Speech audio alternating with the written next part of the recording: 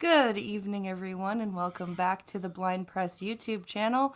And it's Saturday, which means it's Star Trek Day, and I am joined by my friends, the One Ton Hammer, Hello. Skeptalk, Hi, everybody. and Irate Prostate. Hello. And today, it is my turn to talk about our favorite, my favorite Star Trek Dun, dun, dun. Enterprise picks. And I have picked Shuttle Pod 1 from Season 1, Regeneration from Season 2, and Daedalus from Season 4. Notice I did the same thing Hammer did and completely skipped Season 3. Since we usually do it in chronological order, let's do Shuttle Pod 1 first. And this is a great standalone episode, especially for a season 1 episode. When I first saw this episode, I was absolutely blown away by it, especially because it was a season 1 episode. And what it centers around is Reed and Tucker are in a shuttle pod, and they're trying to do some tests, and they go to rendezvous with the Enterprise, and they find a huge wreckage, like a debris field, and their sensor array is offline, so they have no way of scanning and telling that it's not the Enterprise. So they try and set a course for Echo 3, which is like a listening post or a relay post. And they have no choice but to basically go their last 9 days and try and, like, they think that they're dead, basically. And they have to... Sorry, I needed coffee. It's because they're going to run out of air, right? Yeah, they're gonna run out of air. They figure their nearest hope is to go to Echo 3 and deploy their beacon. So that eventually Starfleet will find the shuttle and recover them, basically. Corpse pickup. Yeah. But in reality, the Enterprise is fine. They're just helping out a race of people that we never hear of again, the Tessnians. And we also discover singularities are a thing in this episode, which before were just thought of as Vulcan myths. Well, and it establishes the drive mechanism for the Romulan vessels, right? They all run many singularities. So Yeah. But it's a good episode. It's a good standalone episode, and it gives especially Trip and Reed, the actors that play them, a chance to kind of shine. And I think they did that very well, and I agree. they demonstrate, like, because that's exactly how it would be, right? If you were in a shuttle pod and you were about to die, like, there's gonna be different reactions to death, to imminent death. And, like, how many times do we see in the later seasons where we have two people, stuck on a shuttle or stuck somewhere? They're a lot more hopeful, both of them, right? It's like, okay, we have standard procedures for getting lost. Let's deploy our beacons and whatever, and we'll just wait, right? Like, everything's a lot more, I guess, spit and polish, and this is definitely a lot more desperate, and it came across that way too, especially when in the middle of the episode the shuttle pod gets hit by a micro singularity, and they lose 7 days of air, and they now have 2 days of air left. instead of 9. Which, that really definitely brings up their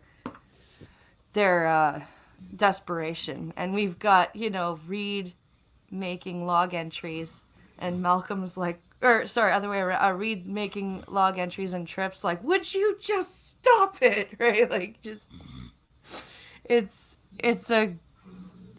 I could definitely see that happening in a similar situation in reality. Like, you've got somebody trying to make peace with the fact that they're dying, so they're recording their last words. And then you've got somebody like, no, I don't want to die. I'm going to fix this. And, they're trying to fix shit while they're listening to somebody recording their last words, and it's driving them crazy. And it's like there's one scene where Tripp's trying to get some sleep, and Malcolm's recording a letter to his parents, and he just explodes out of the bunk, and he's like, Mr. and Mrs. Reed, I have a question to ask. And I know that you've just entered a period of grief and mourning, and I'll never get an answer to it. But I gotta ask it anyway. Was Malcolm always this cynical? It's like, oh, it was, I don't know. What did you guys think about this episode? Well, I think this is definitely a character development episode. Yes. We get to see inside to the characteristics, and I think we see where they were going to go romantically. I think at some point, and then of course that gets flipped. So maybe that's the foreshadowing, is that Tripp saying to Paul, "What do you mean? Yeah. She's not hot," because at the end of the show they're like partying and shit all the time, right? Exactly. So, Tucker, his accent's just a little thick, but it's fine. It's Hollywood. Yeah. I quit getting nitpicky, except for the fucking bitch on The Walking Dead. That's a whole different ball game. I'm not going to talk about it here, but my God. Everything okay? Yeah, I'm just coming to steal this. Okay. Hey, world. Hey, world, says Pincalo.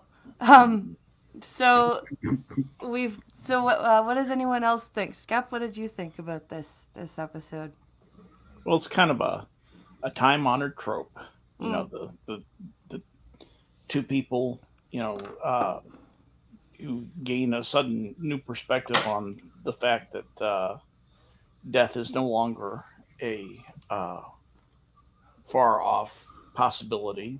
It's immediate, and it's scheduled, and there's a lot of ways that gets visited in literature and TV and movies and the like. I didn't think they brought it off extremely well. Unfortunately, I just think the writing failed, and they had a pretty good idea. They could have explored some interesting stuff with it, and they chose to play it a little bit for laughs with the alcohol. They didn't let it get too serious, and I understand this is not, this is a place people come to, forget about their troubles and so forth, and so maybe as a lighthearted piece of fluff, I guess it was okay. It's not exactly my cup of tea. I would have liked something, much darker. And the other thing is, necessarily with something like this, unless it's a standalone piece, and I mean by standalone, it's not part of a larger series, or it's something that's going to go off where they actually really do die. Okay, then it has the character of, oh, and then I woke up. Everything was horrible. Everything seemed impossible. And then I woke up and it was just a bad dream. Yeah. And this kind of had that feel to it. And that made it feel a little bit artificial to me. This was the second worst of the three picks for me. We'll be getting to my worst with the next one. Sorry, but I didn't really like this one too much. Hammer, what do you think? I gonna have to agree with Skep here. Yeah. When go back and I watch old episodes of the shows, not specifically Enterprise, but all the Star Trek stuff, there are certain shows that I'm gonna skip Yeah. for ideas like DS9. If I see Ferengi anywhere Mm, in the title, I'm just immediately gonna skip that, whatever it is, doesn't matter. yeah. This is a guaranteed skip for me every time because Skip said it was a good idea. No, this is an old, worn idea. This is not new. And there's a lot of talking, but not a lot of exposition. You don't really learn anything. There's a lot of talking, but you don't really learn anything about anybody or anything at all, really. So, I mean, there's a couple of hints here and there, but really, this is probably the least Star Trek episode of the series. No phasers, nothing along that line. It's just two guys in a box talking for 40 minutes. They could be on a desert island, Yeah. I just dying of thirst. it is not my cup of tea. Yeah. Yeah. Don't get mad at us. No. Please. I like when we have streams where there are some people who are like, nah, I didn't really like it, and there's With this one, I was not watching how much time was left and gritting my teeth. So at least I can say something good about it. And unfortunately, I can't say that about the next one. Dun, dun. Oh, Duck Dog is asking me if a Streamlabs went through. Yeah, check those slabs, girl. Let me check that right quick. So we have. I don't think we have anything more to say about Shuttle Pod 1. I kind of talked about what I liked about it. The next one I picked was Regeneration, and I kind of liked this because it was like a horror movie. Yeah. Devin homage to the thing. Yeah. I didn't think of that. That's an interesting point. That was an interesting point. I did not get that, but I get it now. Let me just quickly. So my stupid thing is being stupid. Hold on. Well said. So, well spoken. Take your time. yeah. The stupid thing is stupid. All right.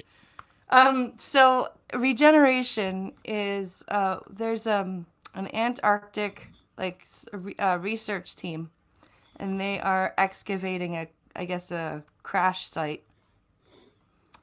And for anybody who's any sort of a Trekkie, you start hearing, oh, I found some EM signatures here, and look at this arm. It's like a cybernetic thing, and oh my goodness, this is very interesting. It seems to be regenerating itself. And as a fan, this is what I like about this, because everybody know the writers knew that the fans would know, right? Yeah. But they wrote this in a way where the fans are sitting and screaming at the screen at the researchers and the Enterprise crew. Right, but the Enterprise crew and the researchers are still learning everything. And I think it's I like the way that that they did that. Let's see. I see a $5 donation without message. No, Duck Dog, your Streamlabs didn't go through, my dude. Hey, Pat's in chat. Hey, Pat. Hey, Pat. Hello, Pat. It's to see you, bud.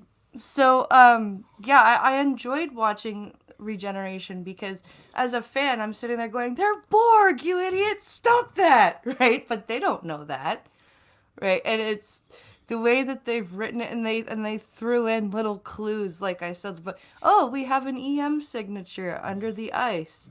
And if you've watched Best of Both Worlds, you know that Commander Shelby discovers that the Borg leave an EM signature wherever they go. So there's your first clue, right? And and then you've got the doctor or the medical guy who's like this is regenerating. We should move these into module 3, the secure module, and the other guy's like, nah, we're fine. Like it's just. I didn't pick up on the EM thing. That didn't trigger a memory because a magnet leaves an EM signature. Yeah, right. But I just until you mentioned, I was like, oh yeah. Yeah, if you remember, Commander Shelby postulates that they leave an EM, as she calls it, an EM footprint, but and that's when she makes her stupid decision to go down to the planet and take data with her. Oh, nothing would have happened. Yeah, okay. No, sorry, I'm gonna go off on a rant about that if I'm not careful. I wonder what Shelby's looks like today.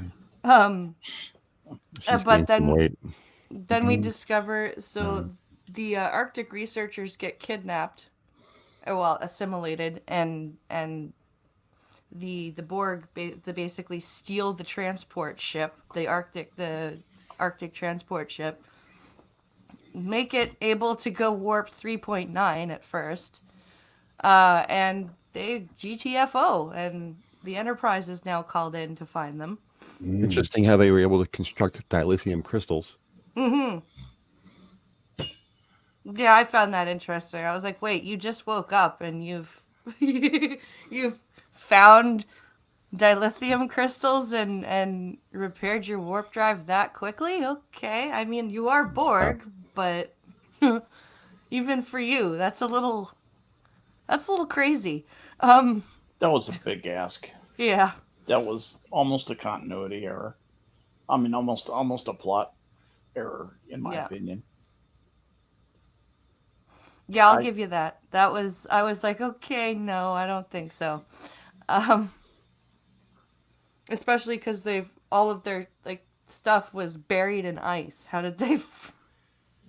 There's just too many miracles in this thing for me. So then we get to the Enterprise, and we have they're trying to find this transport, and they get hailed by a Tarkalian freighter, and they end up rescuing 2 survivors who have, as Dr. Phlox terms it, been infected by the nanoprobes.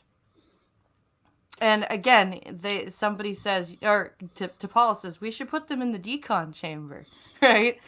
And then Phlox is like, but then I won't be able to treat them. And, Archer's like, yeah, we'll just get Malcolm to post a guard. Again, they keep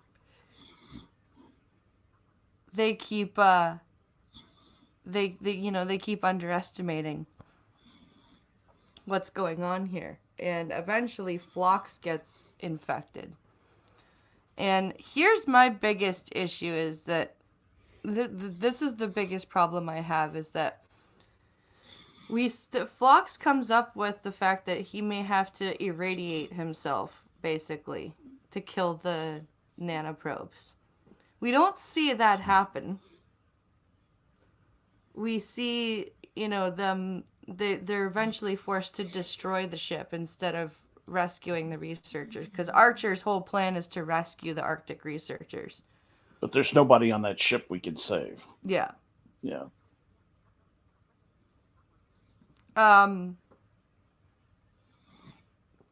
So they have to target the warp core and basically destroy the ship. But we see that, and then, in Archer's Starlog, he's like, oh yeah, and Dr. Phlox thinks he's going to make a full recovery. And it's like, but... Yeah, but wait a minute.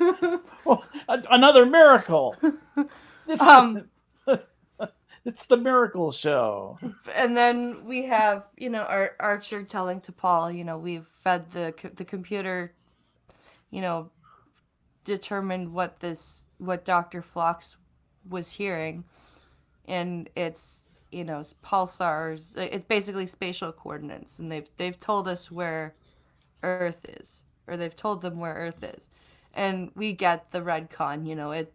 It was directed toward the Delta Quadrant, and T'Pol's like, oh well, that's fine. It'll take 200 years to reach there, and he's like, yeah, and then the invasion will happen when? In the 24th century? It's like, that was a bit of a clumsy retcon, I have to say. Yeah. Like, this thing, I liked it because it had a horror movie feel to it, but they could have written it a lot better, I think. I think they could have improved the writing in every single scene. It just needed almost like a script editor, a script fixer. It was just too many miracles, too many big asks, and you eventually just say, I'm doing most of the work. The art is supposed to do the work. You're supposed to entertain me, and this is something that looks like a Star Trek episode, but isn't really a Star Trek episode. It's like a prop of a Star Trek episode. Yeah. So it just had too many miracles, too many big asks for me. I got tired, and I was glad when it was over. You can definitely tell the difference in writing and style between the first 3 seasons and then the 4th one. Yes. When they brought the new writer in. I want to get to the Bill Cosby episode. This was I like this episode, but I didn't like the introduction of the Borg. That seemed shoehorned in. Oh yeah, remember that where maybe we can see if we can find a way of getting the Borg onto Enterprise because the Borg cells. Let's get the Borg. Yeah, let's get some more people. I think that's and the way that they mentioned First Contact like that.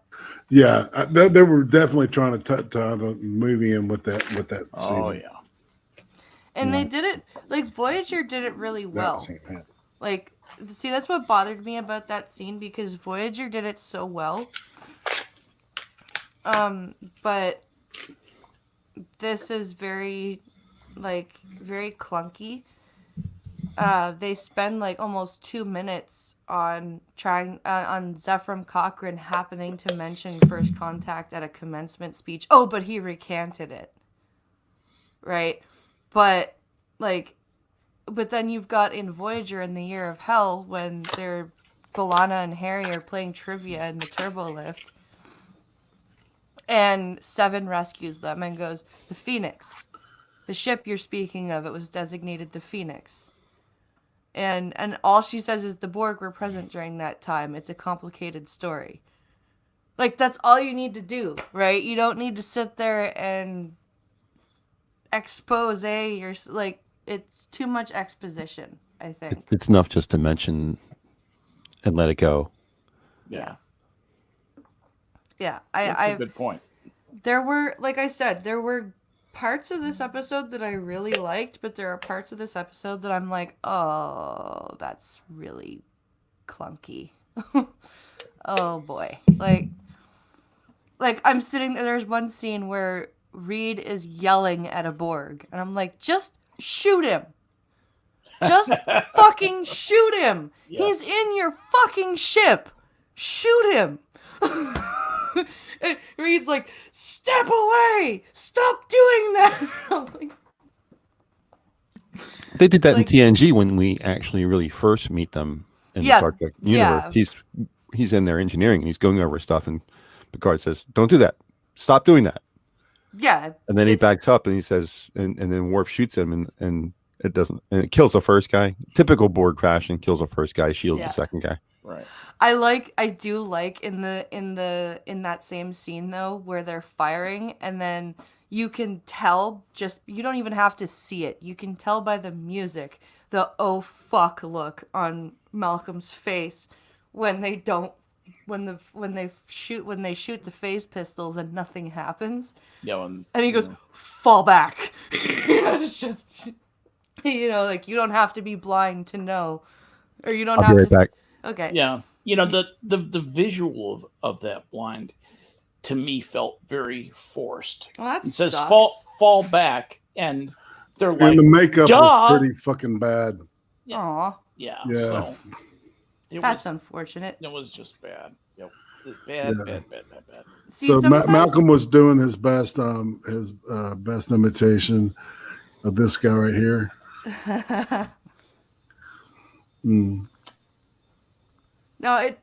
it sucks because sometimes I think I'm lucky to be blind because I can imagine things are probably more emotive than they are. Well, yeah. I mean, that you can, you can fix things that are not well done, and they can be better in your brain than what somebody who is actually able to physically examine. That's the way most babies are made. Visually examine, what's going on exactly. So I did like the scene between Hoshi and Phlox, though. I think the only saving part of this episode was Phlox. yeah, I was going to say Phlox is if there's a bright spot in this episode, it's around Phlox, and Phlox is an interesting character anyway, who I like. And but this was just not a good episode. I'm sorry, I can't like it. But I sort of like the next one. The next one was interesting. I'd actually never. I was just going through the episodes, and I was like, man, I can't find anything. And the only reason I clicked on Daedalus was because it reminded me of the episode in TNG called Power Play. The Starship Daedalus. From the Daedalus class starship. Yeah. Right. And I'm like, huh. So I clicked on that, and it kind of reminded me of it because, well, I'll get to why it reminded me of it after I summarize. So we have this man, Dr. Emery Erickson, who is responsible for the invention of the transporter. Played by Bill Cosby. Yep. So I had a son, and I put him in the transporter. Even though I knew it might not work. And we transported him, and he didn't come back. With the Jello pudding. Right. Jello pudding, yeah. That's right. Pudding pop. So basically, and the thing is that he's lying to Starfleet about this new subquantum transporter so that he can go and try and get his son back. And at first he's not even telling Archer about it, and this is a family friend. Mm-hmm. And his daughter's even like, this is Jonathan. You can tell Jonathan, and he's like, no, I can't. He's Starfleet. Now, what was the Chickalina's relationship to Cosby? Her daughter. His daughter. He was his daughter, so that wasn't like a date rape victim. That was hustling around. That was a the actress maybe. Yeah, but likely. Yeah. Okay. So the Enterprise, detects an anomaly, and one of the crewmen, goes to investigate, and he ends up dead. Because poor old Burroughs. Yep. And the first indication we get that Emery probably knows a bit more than he's saying is when Archer's talking to him about the death of Burroughs. And he's just like, oh, you don't say.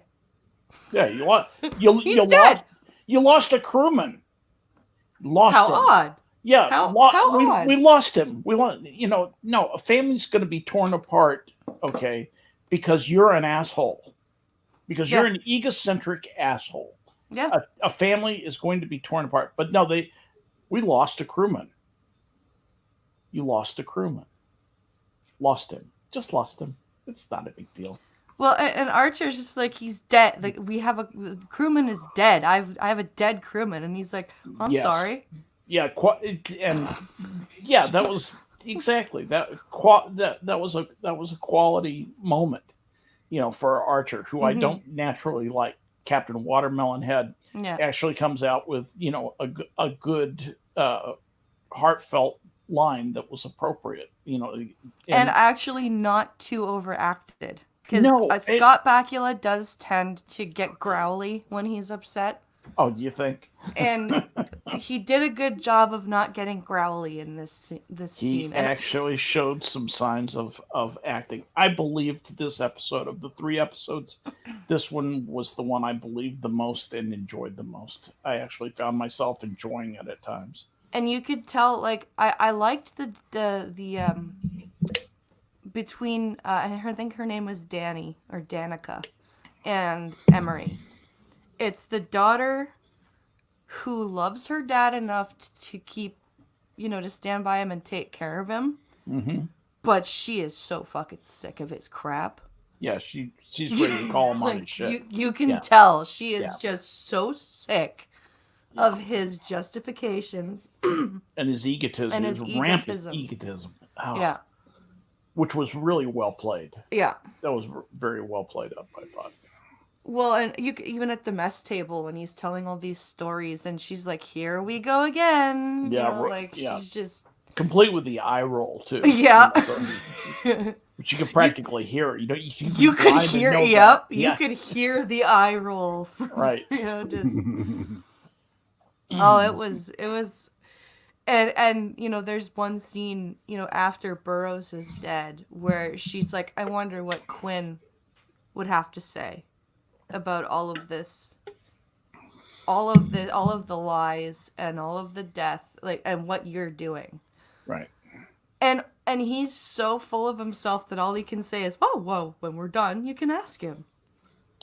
Right? And you could tell she's just like disgusted by that answer, right? Because she was saying that in hopes of stirring some modicum of conscience within her father, and all he can do is be like, "Oh, well, when I'm successful, you'll ask him." It's just, ugh. It's gross, but it's really well done. Yeah. And then, finally he tells Archer the truth, and then we get a really well played issue between Trip and Archer. Because Trip is like, well, even T'Pol, Trip and T'Pol are both like, he lied. And because of that, a crewman is dead. And you still want to help him? Right? Which I was on Trip's side there. Yeah, I was like, me too. Dude, And don't- Trip even said, he's like, why? Because he's a friend of the family? Right. You're gonna put aside your Starfleet morals and your duty because this was a friend of yours? And there's a moment there where, Trip and him are actually yelling at each other. And he's like, "You're this close to insubordination." And Trip's like, "What the fuck are you talking about, dude? Insubordination. This is wrong," right? Well, there's 2 things true at the same time, in my opinion. And for one thing, Trip was talking in a way that was insubordinate. I mean, Yes. you're not, and again, I just have my Navy experience to go on, and obviously things could be different in the future, but you would not talk to the captain of your ship the way that Like Trip that. talked to him, even if you took that much exception with him. What you would say is, "Sir, I have some reservations about this. I've expressed my reservations, the reason for them. I'm going to set them down in a memorandum for the record that I'm going to ask be reviewed by, whoever the squadron leader, whoever the admiral is over Yeah. that group of people. And I'm going to ask for my executive officer's endorsement on it, and send it up the chain of command and see if I've got a point." And when you do that, when you're at sea or when you're in a command structure, That's it. You then follow the captain's orders. You do exactly what he says, provided it's a legal order, Yeah. provided it's not, walk up to Lieutenant JG so and so and blow his head off. Yeah. Provided it's he doesn't give you a crazy or illegal order. You have to execute the order, and that's what. And Trip did what he was supposed to do. He was insubordinate in the way he expressed himself, and probably would have just gotten yelled at by the captain, and Which is kind of what happened. that is kind of what happened. Archer was like, this is my order. Yeah. Go do your job. Yeah. He actually says that. Go do your job. Yeah. And Trip's just like, yes, sir. Just The thing that bothered me most about this was how unupset about the death of the crewman. He got forgotten very quickly toward the end of the episode. I thought they did a good job reacting to it at first. And then after a while, it was just like, everybody got on board the we lost a crewman ship, and it just didn't really care about losing the crewman anymore, which is, was a shame. I think Trip still talked about him, like, because he even, in that argument that we were just talking about, he even says, had Emery told us the truth, right. Burroughs Right. would be alive. You're absolutely right. In his reaction to it, it was, but it didn't end up making a difference. Yeah, that's and true. it would have felt more real to me if it had made a difference. But that aside, the only other thing I didn't like about this was the appearance of Quinn at the end, and I thought that was just a complete waste of time. This unremarkable, unimpressive little guy materializes and looks up at his father and says, "What? What happened? What?" And then he dies. Yeah. Really? Why did we do this? Well, Emery. What was the point of that? Emery even says I couldn't beam him back into space and let him be stuck, basically. So it's important to kill him. Which, it kind of goes as it actually plays into Emery's character very well, because all Emery was thinking about was, I couldn't leave him like that. I couldn't. Yeah, it's all about me. Yeah, that's a good point. That's a really good point. So he had to materialize his son and kill him for good because he couldn't. He didn't want to live. loose end out there. Yeah. Yeah. Yeah. Looked at that way, they could have staged that scene a lot better. That's all. I mean, it's just like,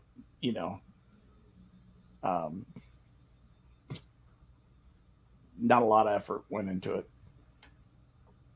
Wasn't very interesting. And Bill Cosby's the thing I didn't buy in the entire episode was Bill Cosby being sad. Right.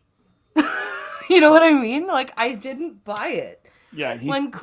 When Quinn died and he was like, I'm like, is he crying or not? I can't. Well, he had pudding pops, man. He was fine. Pudding pops full of roofies. It was so good. It was all good. Yeah. Pudding pops so good you don't remember eating it. No, that was bad. It's not Bill Cosby. Barack Says Obama Doc. in there. Oh, it's not Bill Cosby. No, it's not Bill Cosby. I said it's Bill Cosby because I'm being funny. I'm just being funny. It sounds a lot. It sounds a lot like Bill Cosby. And he looks like Bill Cosby. He looks like a fat Bill Cosby, and so I just kind of went. Yeah. Went No, with it's not Bill Cosby, but it sounds so much like if he were to talk normal and not ham up his voice, that is how Bill Cosby sounds. He's very. You mean the actor? Yeah. Bill Cobbs. It's not Bill Cobbs, yeah. Yeah. He did a great job in this episode. He did. He's a really good actor. I didn't buy his mourning Quinn at the end though. That was the only part that I didn't buy, honestly. And then at the very next scene, when Archer's talking to him in his quarters, he's fine again. He's like, yeah, well, maybe I'll teach. They'll find something for me to do. It's like, Just like just killed your son, you fucking crazy man. you killed a crewman and you killed your son. You're good to go because you got a happening life. Okay. Must be cool to be you. Oh, Crazy. And Danica's pretty mellow about it too. yeah. And she's like, yeah, okay, whatever. She reminds me of Rafi a little bit. It's not the same actress, I don't think, No. but it reminds me of her. I honestly think Danica probably mourned Quinn and probably figured that he was gone a lot sooner than her dad.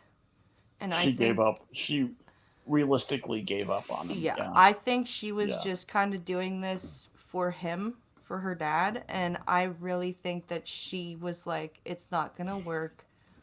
I've already lost my brother. My brother is dead. So when she was like, Dad, just let him go. It's time to let him go. Yep. And I think that is the sign of somebody who has come to the realization that there is no point in basically putting myself through agony and to hope that I'll see my brother again. Yeah. There's already one delusional person in my family. I don't need to be the second one, like... His son didn't look anything like him. Did anybody Yeah. else notice that? Is that his son was I'm sorry, physically... say that again, Hammer. His son was not built anything like him. Didn't even sound... completely different. He looked like a fat little television repairman. Yeah. That's just the most ordinary, Yeah, he was stocky and wide and no neck, and yeah, and it just didn't look anything like his dad. like a chocolate Pillsbury doughboy. Oh, God. I'm not trying to be disrespectful. He just was a pudgy. There's no little way guy. that was his kid. Yeah, There's no exactly. way. Maybe an adopted kid. or That's his stepson, or his Yeah. wife didn't tell him something. Yeah, exactly. It looks just like the Federal Express guy. Wait, Probably the best of the 3 episodes. Though I like Daedalus. Bill Me too. Cobbs Me was too. in Demolition Man? Yeah, he played Stallone's buddy, Stone. Yeah. who was old. Really? Yeah, Shit. I love that movie. That's when a Stallone great first movie. shows up, getting ready for he's on his uniform and he's in the actual building. Mm-hmm. He walks in and sure enough, he says, "Hey, so and so, what the fuck are you doing here?" Oh, that guy. Yeah. Yeah, they brought you back, huh? that. There was one line I did make a note of that I liked, What's that? and that was Tucker saying, "At least my warp engine still needs me." Yeah.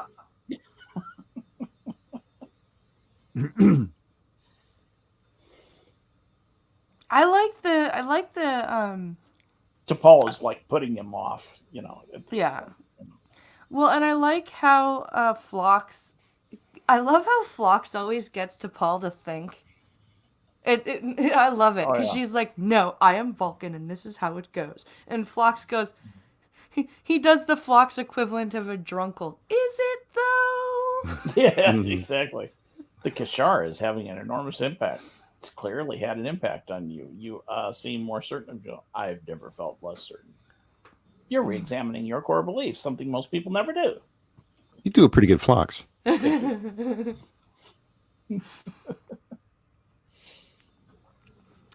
Oh man. So, Skep, do you think you could find any episodes that you would enjoy watching? No. Seriously. I could find 3 random episodes, which is what it would be. Here's how I would do it. Well, my 3 picks didn't make you vomit. And it's not that they all make me vomit. here's the problem with this. First of all, I have the Star Trek expectations of an old Star Trekista, so I expect excellence. And in this series, unfortunately, there's more than an adequate supply of mediocrity. Can I put it that way? And some of the episodes are actually pretty okay, a little bit entertaining in parts. They're Star Trek-ish sometimes.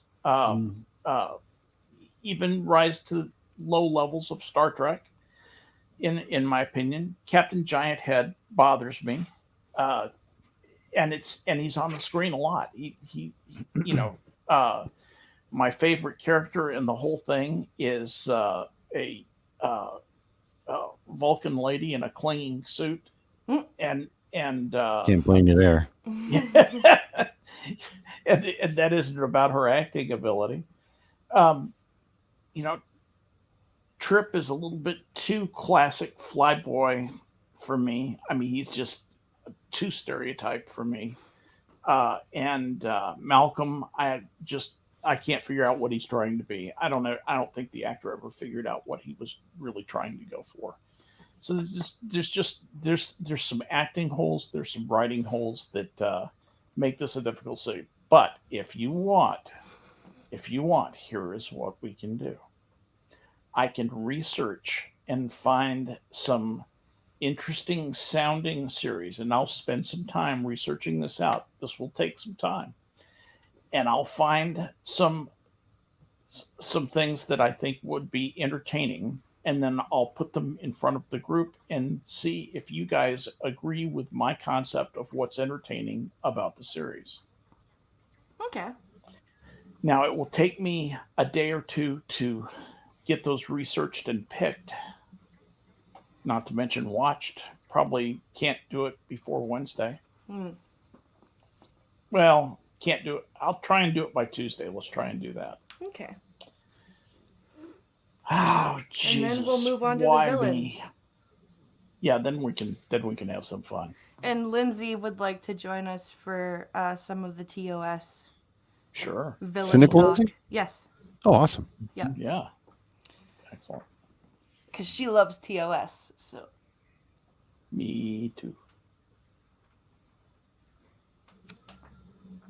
So after that, we start with villains with TOS. Is that how we're doing it? Moving forward? Yeah. From there? Okay. Yeah. TOS, So who- TNG. So we're gonna pick one villain each, or what? I think Because there aren't there aren't enough that many villains. villains. Yeah, so there aren't we enough should, villains. I think we should pick. I think we should each pick a villain, and then find some episodes that talk about that villain. Okay, Or can I Anna. pick mine right now? Can I Sure. reserve mine right now? I I rate picked some- the Gorn. Irate's- Con. Okay. All You right. pick Con. Irate picks the Gorn. Good on you. That Gorn was my second choice. I will fight for the Gorn. I will be merciful and quick. Death will be painless. I'll have to think about it. I don't have any. You guys took the options I had in my mind already, so I'll have to come up with something. Do you want Con? You can have No. Con. Con. No, I go ahead. love Take Con. I'll find somebody. There's plenty of villains. Corinthian leather. So, that brings us to the end of our stream, everybody. I hope you had a good time watching it, and we always have a good time talking Trek, so it's fun. Irate, you have Hammer tomorrow, don't you? Yes, I do. All right. We're scheduled Yay. 5 That's- p.m. Eastern, Nice. and that's 4 p.m. Central and 2 Pacific. Hammer time. And then, Yes, of sir. course, Minions of the Zoo. I think it's Rejects Night tonight, I believe. So if anyone's interested in watching that. And then, of course, The Blind and the Special tomorrow at 10 p.m. Eastern, 9 p.m. Central Time. And I host Minions on Tuesday, and Yes, Blind you Press do. is one of my wing women. Yep. And if you want to see everybody's Twitter, they're all in the description. Check those out. Don't get my Twitter. Don't look at I haven't watched it. it. I haven't watched it. All right, guys. Thanks for watching. I just Have got a- that. Have a Even great understand. day, everybody. I am Ronnie. Hi guys. Oh. Oh.